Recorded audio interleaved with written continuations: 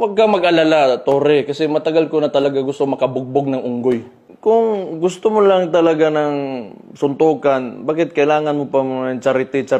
Why do you need kailangan mo pang gamitin yung nangyayari ngayon na baha dyan sa Metro Manila? If you're really serious about this, kung gusto mo yung charity na yan, and you've laid some conditions, then let me lay my own conditions for the event. Kung serious ka talaga, ha? These are my conditions. Pakiusapan mo yung amo mo na presidente and let it come out of his mouth that all elected officials should undergo a hair follicle drug test.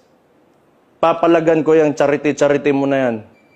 Wala problema. Kung if it will answer the